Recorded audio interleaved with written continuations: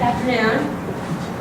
Good afternoon. I don't have an elaborate PowerPoint, but what I wanted to talk about is when I went in dentistry 32 years ago, I found it very interesting when I heard about cleft palates.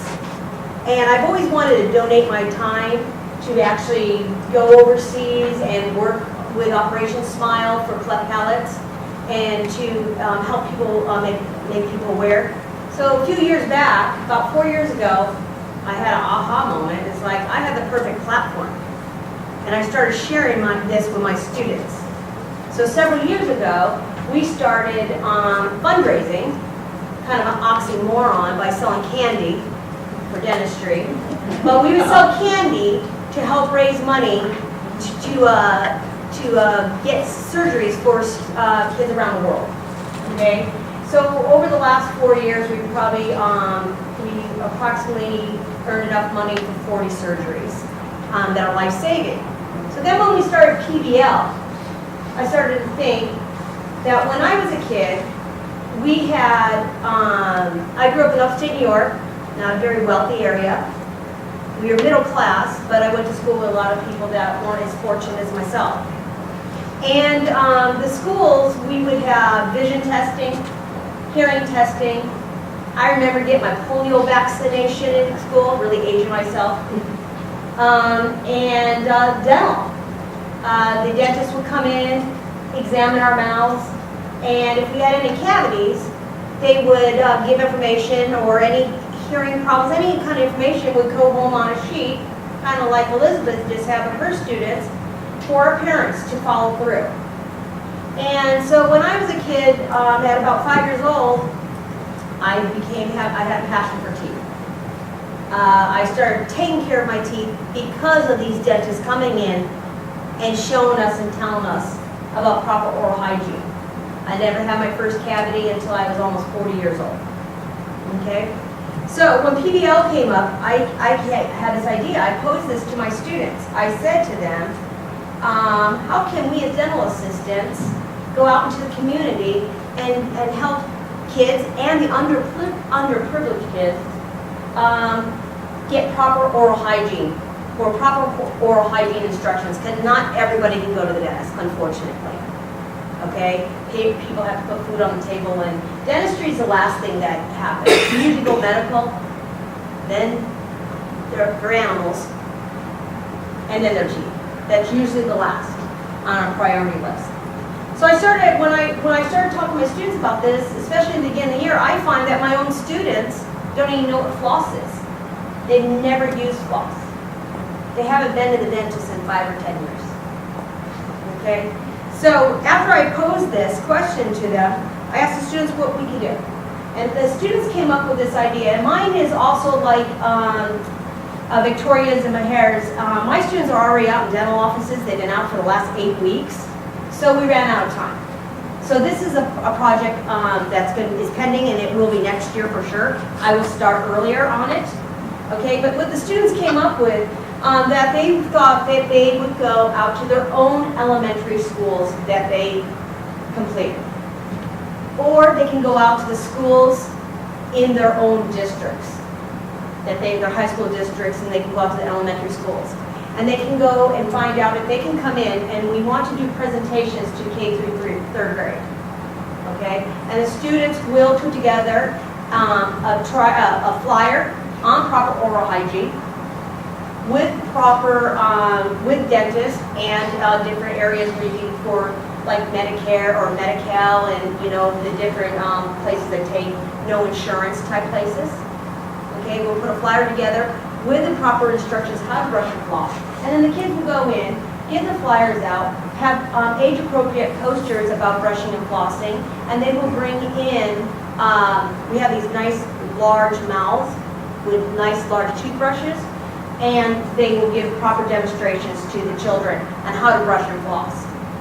Then they also came up with the idea that they want to fundraise, and they want to fundraise, probably selling candy again, and to buy toothbrushes and dental floss and travel-size toothpaste to give each child a care package, and to get kids excited about keeping their teeth clean, and the reasons why they need to keep their teeth clean.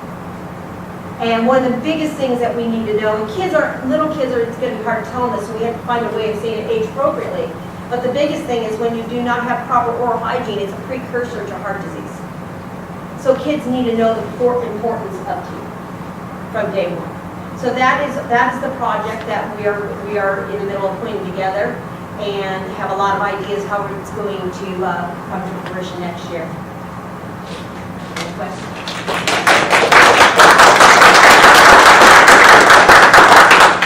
Yeah, I really like, again, the focus of public.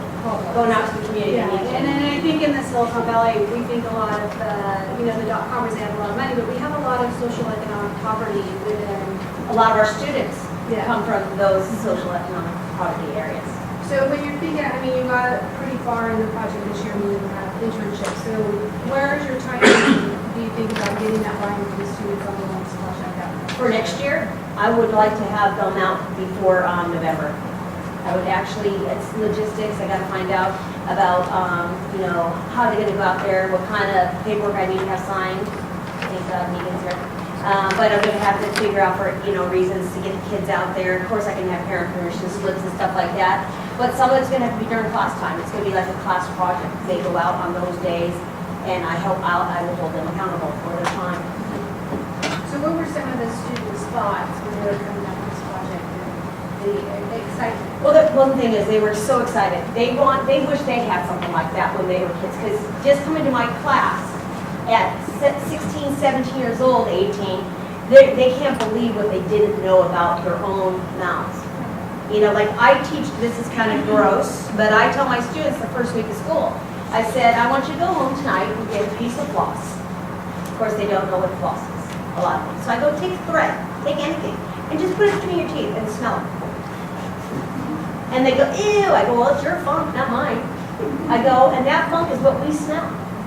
And if you smell a funky smell, that's not good. And if you have blood when you floss and you spit, that's not good. And they're like shocked. So they all go, ew. And then about a week later, I go, okay, how many actually did it? And they'll raise their hands. And they go, they couldn't believe it.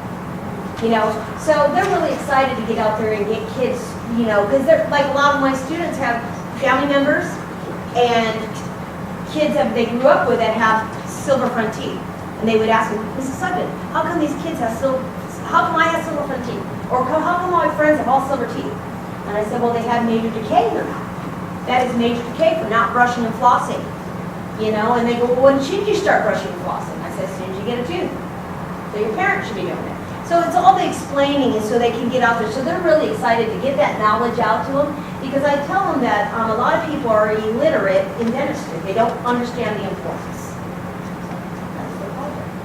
Questions, comments, and feedback about the process Michelle and her students went through? Oh, I know you talked about, but I think this is a perfect app on how to brush your teeth. When you have students download it and give it to their friends and take their elementary school, now the elementary school students download it.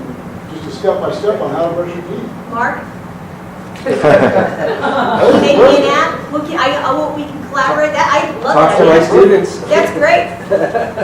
Yeah, it's awesome. perfect collaboration. Yeah, that's Awesome you're right. PLC going on right here. Good job. Any other feedback, comment?